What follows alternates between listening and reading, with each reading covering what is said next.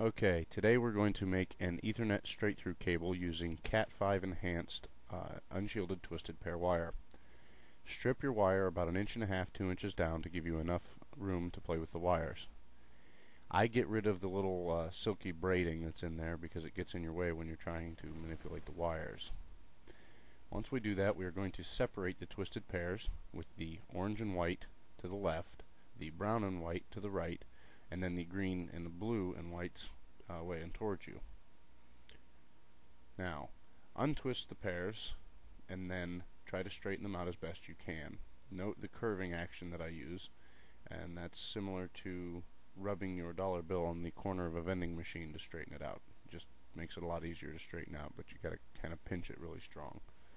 Now, once we've done this, we are then going to put them in order, and there will be notes at the end of the video as to the wire orders. Always remember that the pattern is white, solid, white, solid, white, solid, white, solid. Okay?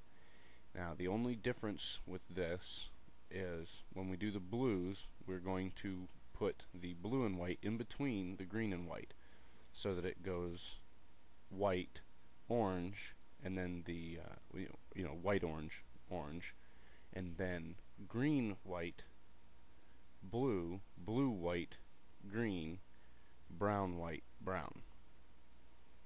Notice that I'm separating them and then placing the blues in between the greens, and then I'm going to put the white, brown, and brown, and the orange, white, and orange in their appropriate places.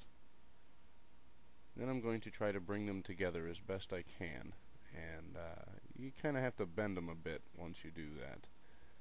There's the order there. Now, I keeping them pinched lightly so that they stay flat. That's the key.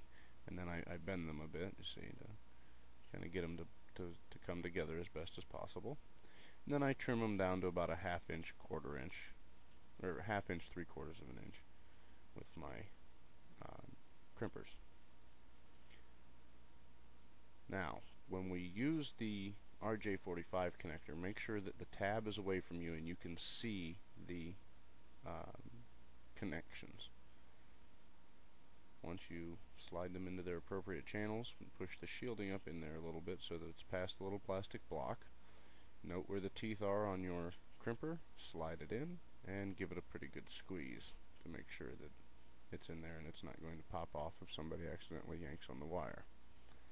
Check your order, and then we'll test the wire. Now, I've already completed the other end of this wire, so all we're going to do is put it in the tester.